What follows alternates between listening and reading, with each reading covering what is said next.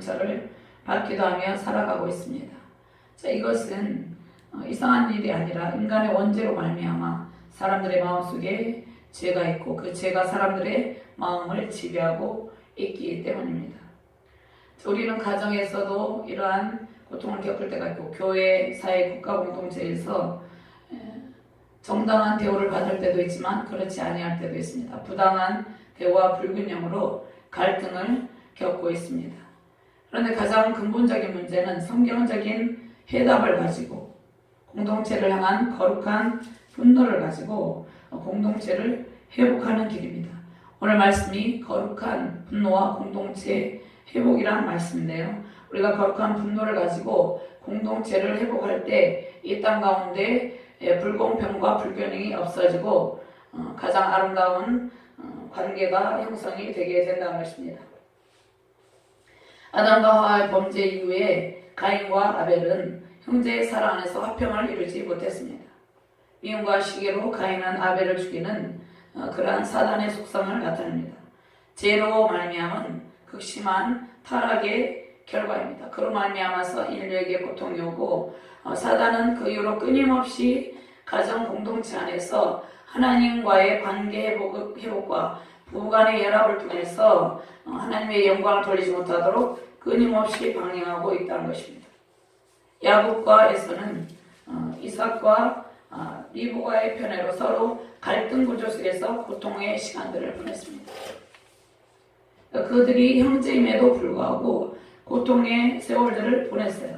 에서는 하나님보다 세상을 더 사랑했고 야곱은 그런 에서를 속이고 장자권과 축복권을 자기가 가로채고 그 하나님의 축복을 받습니다. 그 이유로 인해서 이 가정에 끊임없는 불공평과 불균형으로 화평을 이루지 못하는 그러한 비극적인 모습을 보입니다. 이런 인류의 역사의 현장을 볼 때 끊임없이 분열과 전쟁, 미움, 다툼, 증오 속에 고통하는 그러한 현장의 모습을 볼 수 있습니다. 인류의 역사를 보면 계속해서 전쟁의 역사예요. 전쟁이 없는 화평의 시대도 있으면 화평의 시대가 끝나면 다시 전쟁이 일어나고 또 전쟁이 끝나면 화평의 시대가 지속이 되고 화평의 시대가 계속해서 지속되던 때가 없었어요. 그 까닭은 하나님의 통치를 거부하고 인간이 자기의 소견대로 자기의 옳은 대로 행하는 악한 본성을 가지고 살아갔기 때문입니다. 그러한 악한 본성이 저와 여러분들 안에도 있었습니다. 그런데 하나님께서 놀라운 구원의 은총으로 저와 여러분들을 건지셨어요. 저와 여러분들이 예수님을 만나지 아니하였으면 여전히 분노와 미움과 시기와 탐욕 등으로 얼룩져 있었을 것입니다. 그런데 이제 이러한 상황 가운데 있는 분노와 미움과 시기와 탐욕 등으로 얼룩진 죄인들을 구원하는 이 복음을 전파하는 그러한 사역자로 그러한 성도로 세우셨다는 것입니다. 저와 여러분들 구원의 반열에 이르게 하시고 저와 여러분들에게 복음 전파의 사명을 주셨어요. 거룩한 분노로 모든 가정 공동체, 교회 공동체, 사회 공동체를 회복시키는 사명을 저와 여러분들에게 주셨다는 것입니다. 제 예수님께서 저와 여러분들을 그 십자가 사랑으로 구원하셨는데 예수님의 십자가 보혈의 공로로 그 모든 인간의 악한 본성을 제거하시고 하나님의 사랑과 온유한 심령으로 형제를 대하고 형제에게 공평과 공의를 나타내십니다. 저와 여러분들에게 하나님의 사랑과 하나님의 공의와 공평을 나타내기를 원하신다는 것입니다. 우리가 가는 곳곳마다 하나님의 사랑과 공평과 공의를 나타날 때 그 공동체가 회복되는 역사가 나타난다는 것입니다. 그럼 예수님께서 거룩한 분노를 나타내셨는데 예수님은 하나님의 사랑이잖아요. 하나님의 사랑을 가지고 저와 여러분들에게 오셨는데 예수님께서 거룩한 분노를 나타내신 그러한 성경 부문이 있습니다. 마태복음 21장 12절 13절 말씀에 예수께서 성전에 들어가사 성전 안에서 매매하는 모든 사람들을 내쫓으시며 돈 바꾸는 사람들의 상과 비둘기 파는 사람들의 의자를 둘러보시고 그들에게 이르시되 기록된 바 내 집은 기도하는 집이라 일컬음 받으리라 하였거늘 너희는 강도의 소굴을 만드는도다 하였느니라. 강도의 소굴을 만들었다는 것입니다. 예수님께서 오셨을 때 성전에 들어가서 성전에서 하나님의 사랑과 공의와 화평과 하나님의 공평함이 흘러나와야 되는데 오히려 성전 안에서 도둑의 소굴을 만들고 강도의 소굴을 만들어서 그들의 탐욕을 채우기에 바빴다는 것입니다. 예수님께서 이것을 보고 거룩한 분노를 일으키셨다는 것입니다. 의의 분노입니다. 불의에 대한 하나님의 진노하심이 이 말씀에 있는데 예수님께서 예루살렘 성전에서 매매하는 모든 자들을 다 내쫓으시고 돈 바꾸는 사람들과 비둘기 파는 사람들의 의자를 둘러보세요. 이것은 저와 여러분들이 때로는 분노하기도 하잖아요. 그런 분노하고 다릅니다. 예수님은 악함에 대해 죄악에 대해서 대제사장들과 율법사들의 악함에 대해서 거룩한 분노를 나타내셨다는 것입니다. 그러니까 예수님의 거룩한 분노는 악을 행하는 자들의 불경품과 불의와 악에 대함입니다. 예수님께서 이것을 해소하기 위해서 이 땅 가운데 오셔서 십자가에서 예수님께서 하나님의 공의와 사랑을 이루셨습니다. 모든 인류의 죄악에 대해서 길이 참으시고 구원을 완성하셨는데 하나님께서 저와 여러분들에게 무엇을 느꼈습니까? 저와 여러분들의 죄악에 대해서 진노하셨어요. 저와 여러분들에게 쏟아부을 진노와 형벌을 십자가에 달리신 예수님께 다 쏟아 부으셨습니다. 그것은 우리를 살리시기 위한 하나님의 은총입니다. 그럼 예수님을 믿으면서도 공동체 안에서 악을 행한다는 것은 무엇이에요? 하나님께 도전하는 것이에요. 우리가 가정 공동체에서 교회 공동체에서 사회 가운데서 또 세상 가운데서 불의와 만약에 불공평을 나타낸다면 그것은 하나님께 도전하는 것이며 또다시 예수님을 십자가에 못 박는 악행이라는 것입니다. 이 공평하신 하나님께서 이 세상에서 연약하고 또 불의와 불법으로 인해서 고통하는 수많은 사람들이 있어요. 그들을 고통하는 백성들을 건지십니다. 그들 가운데 악을 행하는 자들에 대해서 의의 분노로 책망하시고 그들의 죄를 물으시고 그들을 심판하신다는 것이에요. 백성들이 이제 또 어떻게 합니까? 부당한 대우를 받을 때는 이에 대해서 항거합니다. 부당한 대우를 받을 때 민족 간의 부당한 대우도 있어요. 우리나라를 침략했을 때 독립운동가들이 그 불의에 대해서 항거했잖아요. 그러한 불공평과 불의에 대해서 불법으로 침략하는 그런 거에 대해서 항거하고 백성들이 정치 지도자들이 이 나라를 잘 다스리지 못하여서 백성들이 경제적으로 도탄에 빠지고 힘들 때 백성들이 또 항의합니다. 계속해서 불의에 대해서 항거합니다. 의의 분노를 느낍니다. 이 세상의 불의의 섯으로 불법으로 불을 축적하는 자들로 인해서 가난한 백성들이 생겨나게 됩니다. 그러니까 그들이 잘못 살아서 이러한 일이 생기는 것이 아니고 불법으로 자기의 부를 형성하기 위해서는 가난한 자들을 압제하고 착취하잖아. 그로 인해서 가난한 백성들이 생겨난다는 것입니다. 그들의 고통에 부르짖음과 신음소리가 끊이지 않고 있다는 것입니다. 근데 복음의 능력, 복음이 전파되는 모든 곳에는 불법과 불의와 불공평이 사라지고 하나님의 공의와 사랑이 나타납니다. 복음이 모든 것을 이깁니다. 복음 안에 하나님의 사랑과 공의가 있는데 그리스도 밖에 있는 복음 안에 있지 아니하는 세상에 속한 사람들은 자신의 탐욕을 채우기 위해서 불공평한 대우를 합니다. 사회 공동체 속에서 불공평한 대우를 받으며 고통하는 수많은 사람들이 있는데 하나님께서 그들을 건지시고 회복시키시기를 원하고 있습니다. 교회 공동체 안에서도 이러한 일들도 분열과 갈등이 나타나는 경우도 있습니다. 저와 여러분들은 우리 가정에서, 교회에서, 사회에서 공평하신 하나님의 성품을 나타내는 삶을 살게 되었습니다. 공의로운 재판관이신 하나님께서 우리 안에 성령 하나님으로 내주하시고 저 여러분들에게 공의와 정직과 사랑의 삶을 살게 하셨어요. 이러한 주님을 찬양합니다. 오늘 주시는 말씀의 능력으로 하나님의 공의와 사랑을 나타내는 거룩한 성도와 사역자들 되시기를 주님의 이름으로 축원합니다. 공동체를 향하신 하나님의 거룩한 분노와 이 사랑으로 회복의 영광을 누리시며 승리하시는 저와 여러분 되시기를 주님의 이름으로 축원합니다. 이제 느헤미야가 민족을 향한 간절한 기도로 또 탁월한 리더십으로 불철주야 적들의 침령에 대해서 대비하면서 성벽 공사를 진행했습니다. 이 성벽 공사가 지금 진행이 되고 있었어요. 성전 공사 기간 동안 52일 동안에 이제 후반부에 가서 점점 더욱더 방어를 강화하고 영적으로 무장하고 성전 공사를 진행합니다. 그런데 성벽 공사 진행 가운데 느헤미야가 공동체를 향해서 거룩한 분노를 나타냅니다.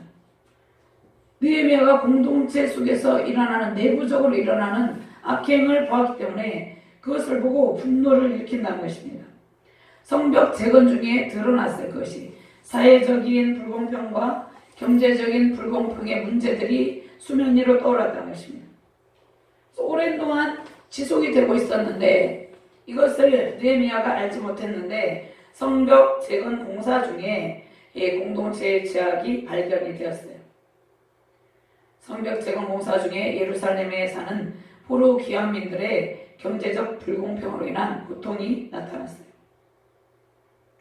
그래서 느헤미야는 이러한 경제적인 불공평으로 인해서 고통을 당하는 그러한 가난한 백성들의 부르짖음을 듣고 울부짖음을 듣고 그들에 대한 해결책을 찾고 그들의 공동체의 정신을 회복합니다. 이 오늘 1절에서 13절 말씀을 크게 네 가지로 요약을 할 수 있는데 먼저 1절에서 5절까지는 부유한 자들과의 경제적인 격차가 있었어요. 빈부격차가 너무 극심했다는 것이에요. 그래서 그로 인해서 가난한 자들이 원망을 하고 탄식 가운데 부르짖기 시작했다는 것이에요. 불평을 했어요. 이것을 본 느헤미야가 6절 8절 말씀에 부유한 자들, 가난한 자들 압제하여서 탈취해서 불을 축적한 자들을 향해서 책망을 하는 말씀이 6절에서 8절 말씀까지입니다. 9절에서 10절까지는 부유한 자들을 향해서 느헤미야가 권고를 합니다. 이것이 잘못됐다, 이것이 옳지 못하다, 이것을 그치라 이렇게 말씀하고 있습니다. 9절에서 11절 말씀.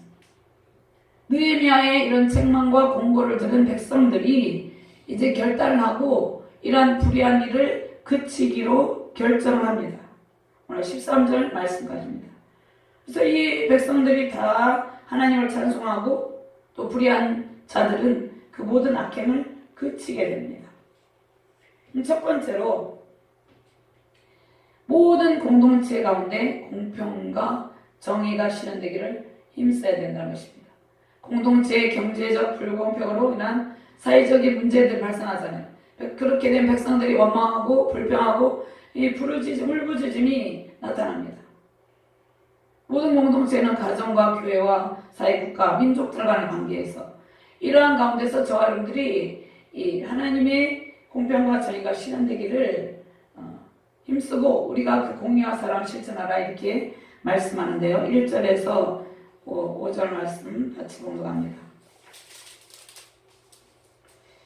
그때의 백성들이 그들의 아내와 함께 크게 부르짖어 그들의 형제인 유다 사람들을 원망하는데 어떤 사람은 말하기를 우리와 우리 자녀가 많으니 양식을 얻어먹고 살아야 하겠다고, 어떤 사람은 말하기를 우리가 밭과 포도원과 집이라도 저당 잡히고 이 육년의 곡식을 얻자하고, 어떤 사람은 말하기를 우리는 밭과 포도원으로 돈을 빚내서 왕에게 세금을 바쳤도다.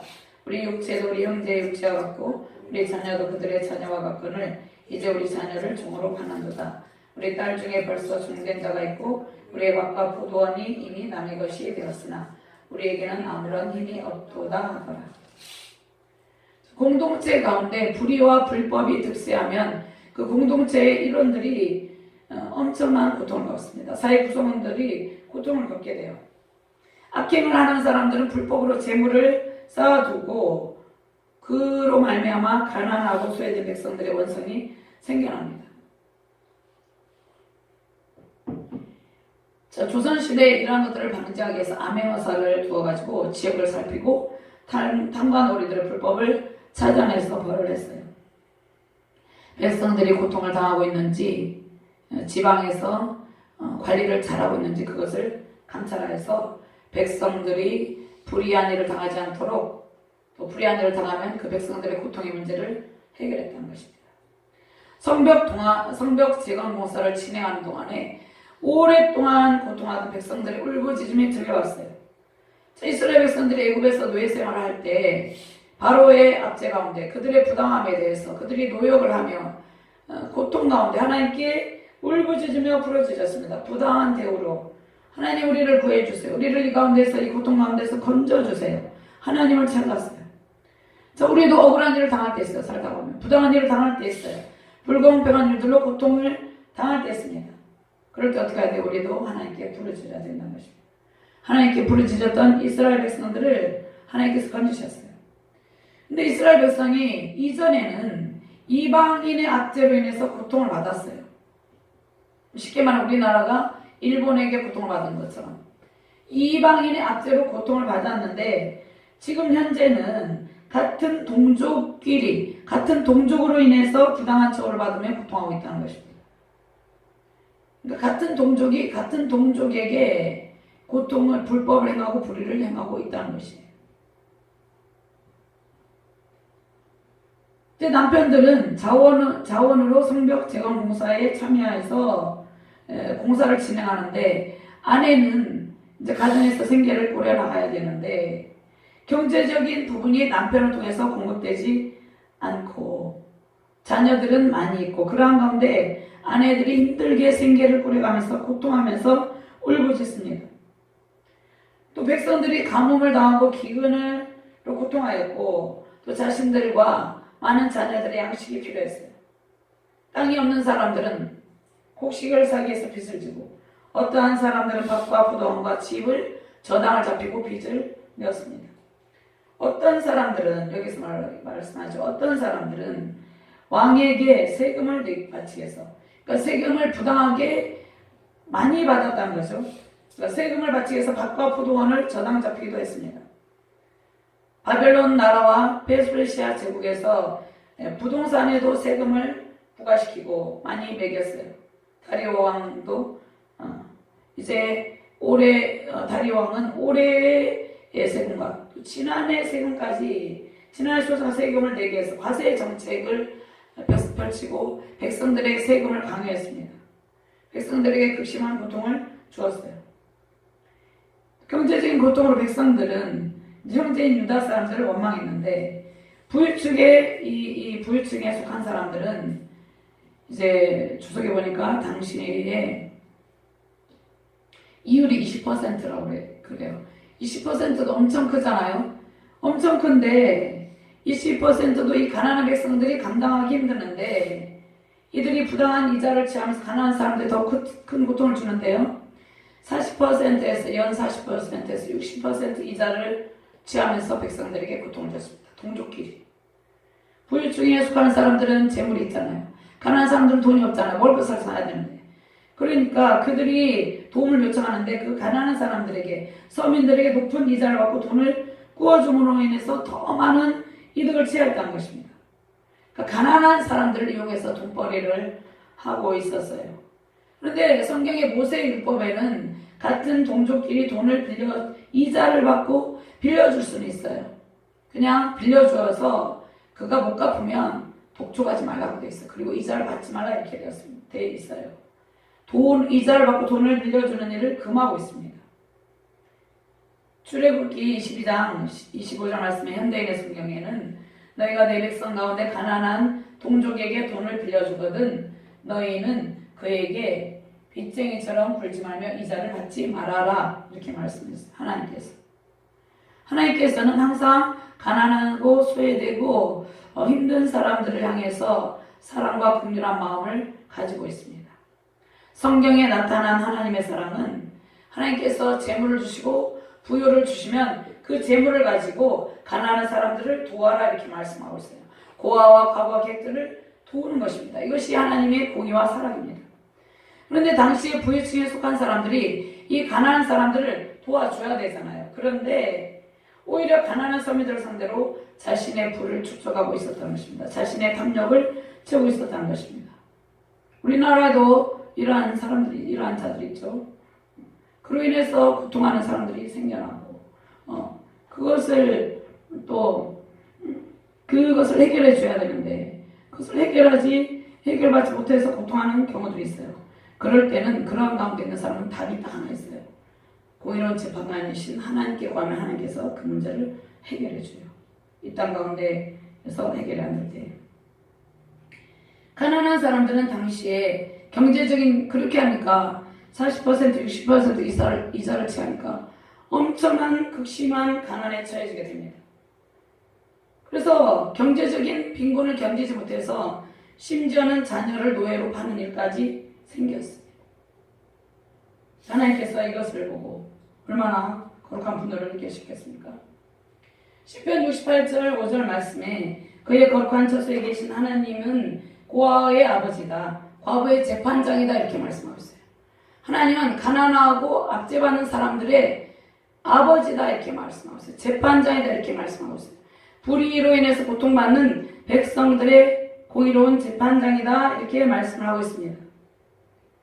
이스라엘 백성들 내부에서 일어나는 극심한 경제적인 고통, 이 사회적인 불의가 공동체를 이어가고 있었습니다.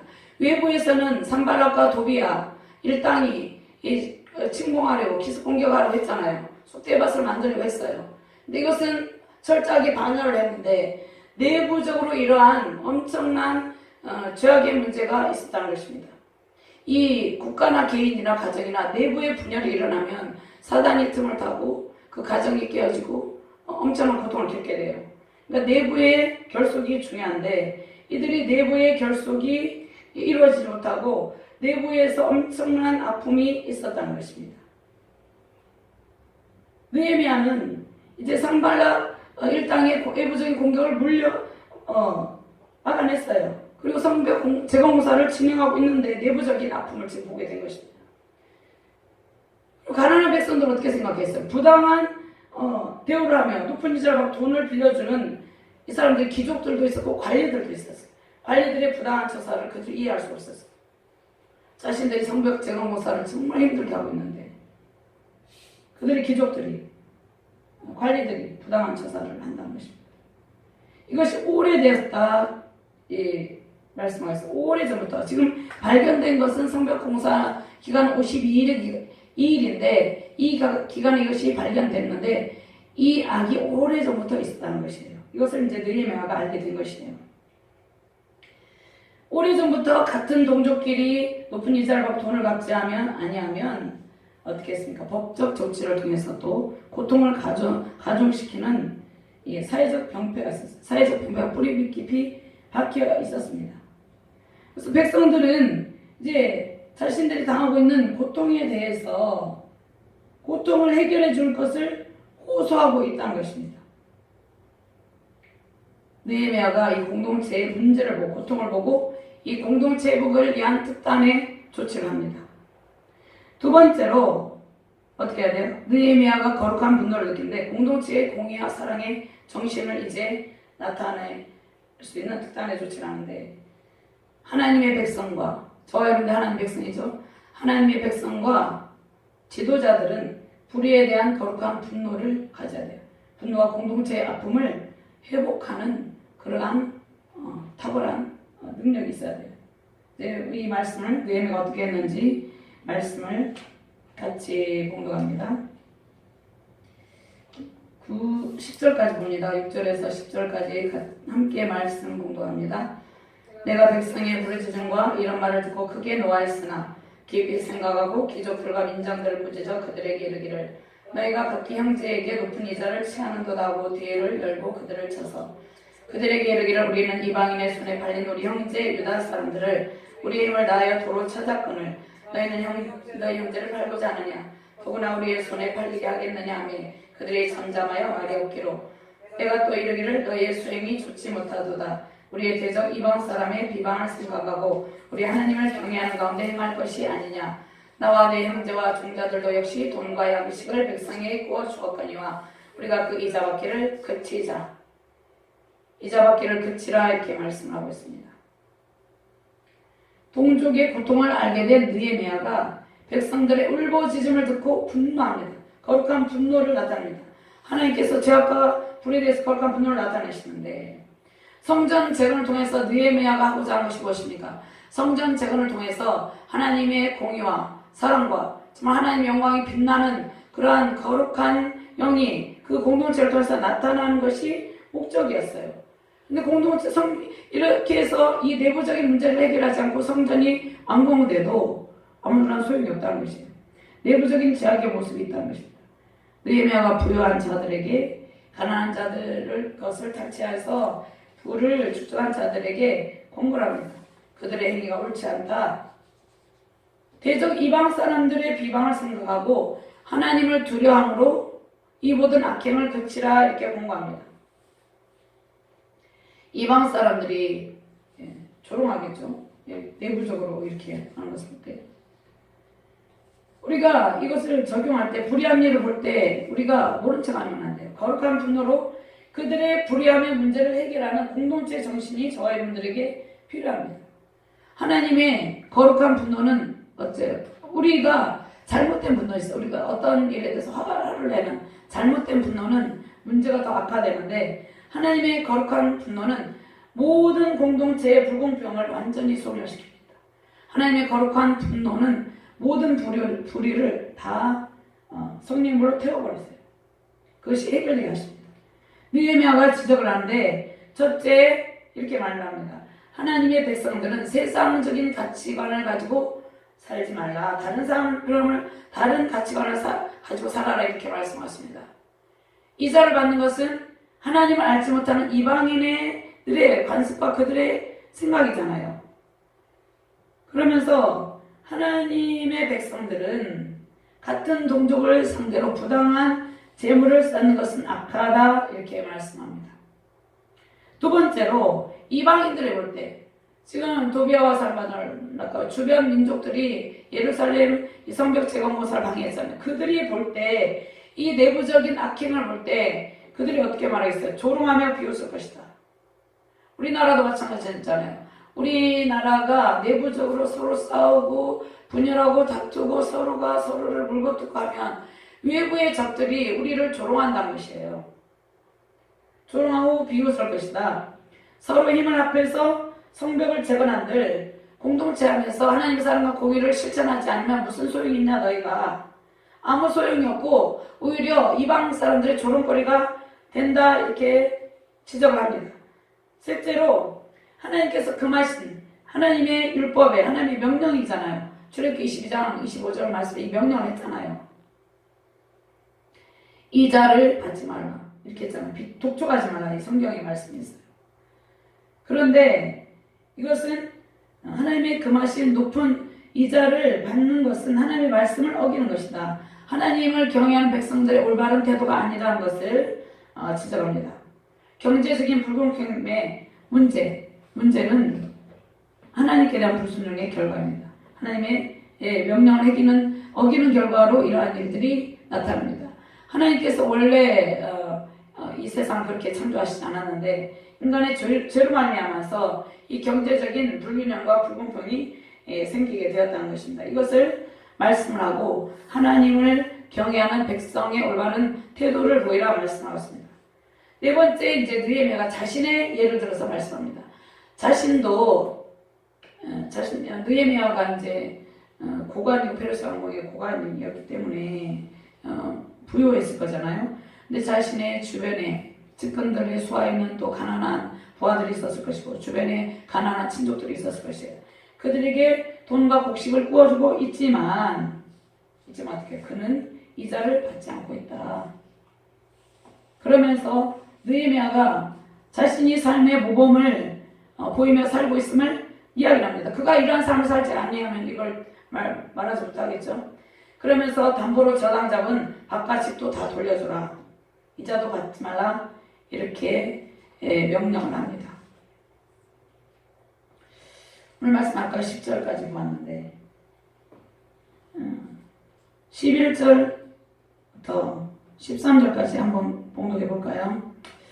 그런즉 너희는 그들에게 오늘이라도 그들의 밭과 포도원과 감나무와 집이며 너희가 구워준 돈이나 양식이나 새 포도주나 기름의 100분의 1을 돌려보내라 했더니 그들이 말하기를 우리가 당신의 말씀대로 행하여 돌려보내고 그들에게서 아무것도 요구하지 아니하리다 하기로 내가 제사장들을 불러 그들에게 그 말대로 행하겠다고 맹세하게 하고 내가 옷자락을 돌려야 되기를 이 말대로 행하지 아니하는 자는 모두 하나님이 또한 이와 같이 그 집과 산업에서 털어버리실지니 그는 못 잃게 털려서 빈손이 될지로다 하매 회중이 다 아멘하고 여호와를 찬송하고 백성들이 그 말한 대로 행하였느니라.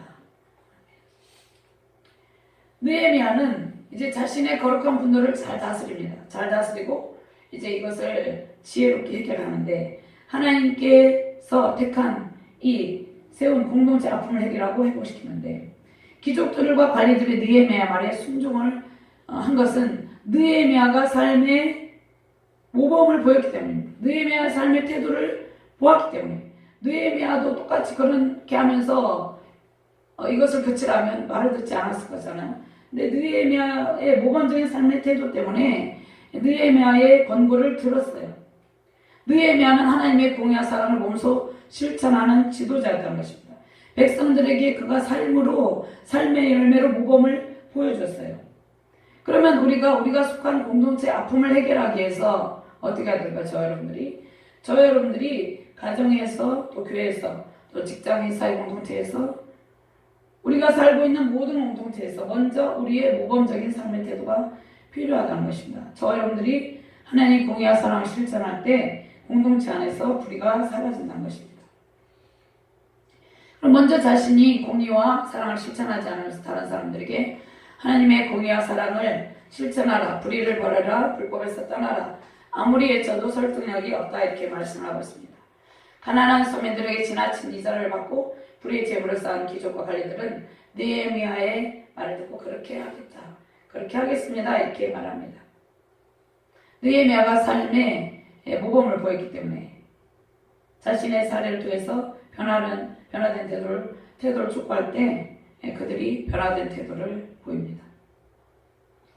같은 사랑의 공동체 안에서 공의와 사랑의 삶을 살기를 결단하기를 또 촉구합니다. 그 다음에 또 이유가 있습니다. 느헤미야의 명령에 따라서 이제 부유층들과 관리들과 민장들 이제 또 백성들이 성벽 재건을 하고 있잖아요. 근데 성벽을 재건했어요. 재건했는데 지금 대적들이 공격을 하려고 하고 있잖아요. 그런데 이 가난하고 힘든 사람들이 지금 성벽 재건 공사를 하고 있잖아요. 근데 성벽 재건의 공사가 중단이 되면 대적들이 공격에 들어오면 자신들이 쌓은 불을 다 잃어버리게 된다는 것이에요. 그 국가도 마찬가지죠.